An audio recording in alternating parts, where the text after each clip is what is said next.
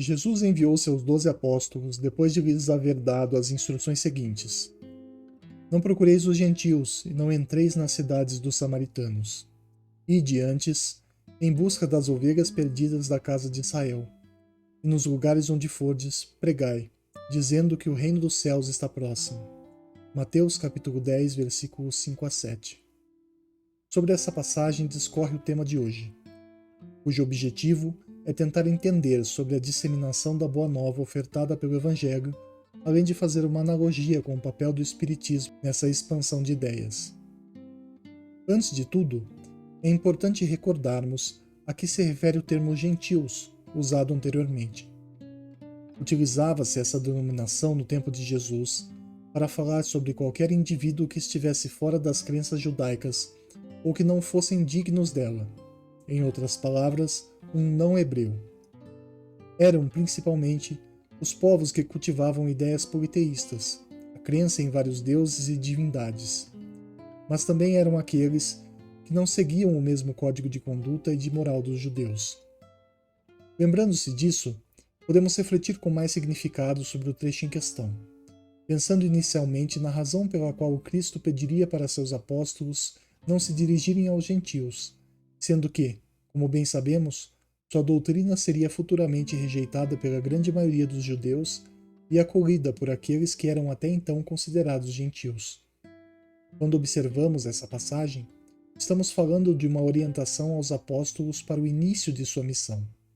A propagação dos ensinamentos de Jesus, na qual era preciso ter uma base sólida para que aqueles preceitos pudessem se erguer e se manter firmes, para só depois irem adiante para novos horizontes, desvendando novos povos e possibilidades. Assim, era preciso que os apóstolos dessem início ao seu labor evangélico com aqueles que estavam preparados e abertos aos seus ensinos, ou seja, era preciso haver sintonia na fé, nas crenças, na filosofia, nas leis.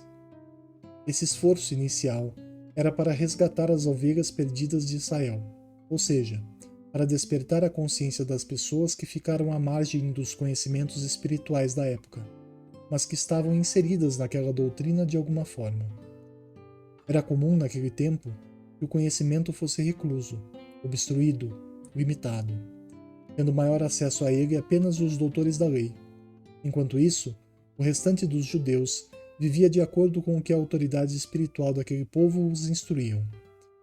E essa autoridade vinha justamente dos fariseus, saduceus, levitas, pois eram eles as figuras a serem respeitadas e seguidas dentro daquela fé.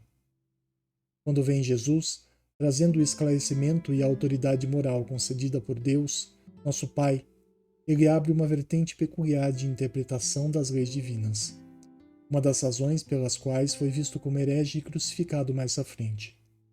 No entanto, nesta linha que trouxe o Divino Amigo, ele não se preocupava em ser o retentor da verdade, mas em personificar aquele que a compartilhava para os que estavam dispostos a aprender. As ovelhas desgarradas simbolizam todos que eram privados desse esclarecimento, dessa sintonia, dessa comunhão com Deus e sua obra. Simbolizava todos que já acreditavam em um Deus único e buscavam amá-lo e honrá-lo no seu cotidiano, ainda que não soubessem bem como fazê-lo. Ora, Jesus e seus apóstolos vieram ensinar com maior propriedade precisamente como fazê-lo. Eis o motivo desta primeira orientação. Preparem e esclareçam aqueles que estão mais próximos de nossa fé, para somente mais para frente aumentar esforços para que a verdade se expanda cada vez mais. Isso é ainda mais simples de entender se imaginássemos um judeu, simples e humilde, como era o caso da maioria dos apóstolos, tentando ensinar um legionário romano sobre o amor ao próximo, por exemplo, ou sobre toda a filosofia do Mestre Jesus. Não haveria possibilidades dessa interação ter algum resultado positivo naquele contexto. No entanto, quando a doutrina se espalha, difundindo-se em uma multidão de crentes, entre eles enfermos curados de todos os tipos de aflições, pessoas renovadas e transformadas pela caridade, outros com a fé inabalável mesmo diante de sua morte. Aí sim, iniciaria o marco chocante que despertaria os demais povos ao poder do Filho de Deus. Por isso dizemos que era preciso construir, primeiro, uma corrente de ideias e de crenças que fosse impossível se apagar. Para isso, há de se começar pelo caminho mais conveniente. O último parágrafo do item abordado no tema de hoje em O Evangelho segundo o Espiritismo resume com muita coesão essa ideia. Ele diz: na época de Jesus, e em consequência das ideias acanhadas e materiais então em curso, tudo se circunscrevia e localizava. A casa de Israel era um pequeno povo. Os gentios eram outros pequenos povos circunvizinhos. Hoje, as ideias se universalizam e espiritualizam. A luz nova não constitui privilégio de nenhuma nação. Para ela, não existem barreiras. Tem o seu foco em toda parte e todos os homens são irmãos. Mas também os gentios já não são um povo, são apenas uma opinião, com que se topa em toda parte e da qual a verdade triunfa pouco a pouco, como do paganismo triunfou o cristianismo. Já não são combatidos com armas de guerra, mas com a força da ideia. Esse trecho representa a edificação do Novo Testamento no labor do tempo, por todo o apostolado que veio a seguir e que existe até hoje. Atualmente, os apóstolos de Jesus somos nós, cristãos, espíritas, que acreditamos e vivemos em seu nome.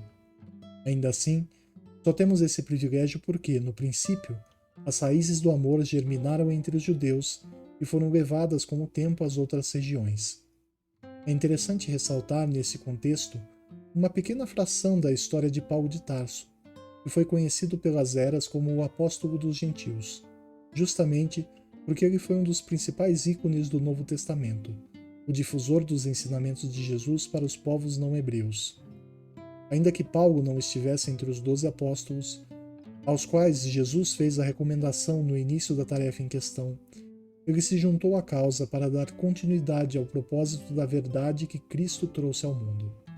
Com a árdua tarefa de Paulo, de Lucas, de Marcos e de tantos outros apóstolos que sequer estavam entre os 12 primeiros escolhidos pelo Mestre, é que a lei de amor foi compartilhada entre os demais povos, tornando evidente que o Deus verdadeiro não é uma propriedade particular de nenhum povo específico, mas está ao alcance de qualquer um da raça humana. Eis o motivo de relativizar os gentios não a um povo, mas a um conjunto de ideias ou opiniões.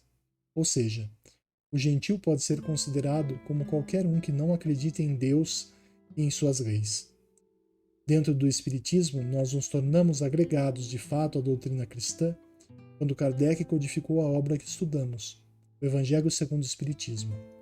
A partir desse momento, houve uma fusão de ideias, onde conceitos novos vieram esclarecer muitas questões contidas nos testamentos antigos, revelando a verdade espiritual por trás das palavras.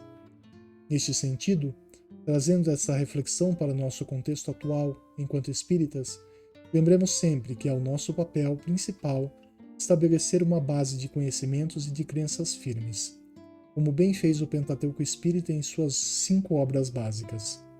A partir disso, devemos nos preocupar em atender e socorrer aqueles que as demais religiões não puderam socorrer. Aqueles que trazem enfermidades inexplicáveis pela ciência, as crianças que nascem deficientes e aos seus pais, aos desesperados e potenciais suicidas, aos obsidiados, enfim, todos que acreditam em Deus, mas não encontram respostas ou sintonia em nenhum outro caminho. Quando atendermos com proficiência aqueles que buscam no Espiritismo, ou melhor dizendo, nos ensinos de Jesus Cristo, a luz espírita, daí sim estaremos fazendo nossa parte. Afinal, lembremos sempre que hoje em dia qualquer religião não hebraica seria ainda considerada gentil. Isso, contudo, não impede que o amor seja praticado em cada uma delas. O verdadeiro Cristo não era uma doutrina, mas um verbo. E esse verbo era amar. Isso encerra o assunto de hoje, e que Deus nos abençoe.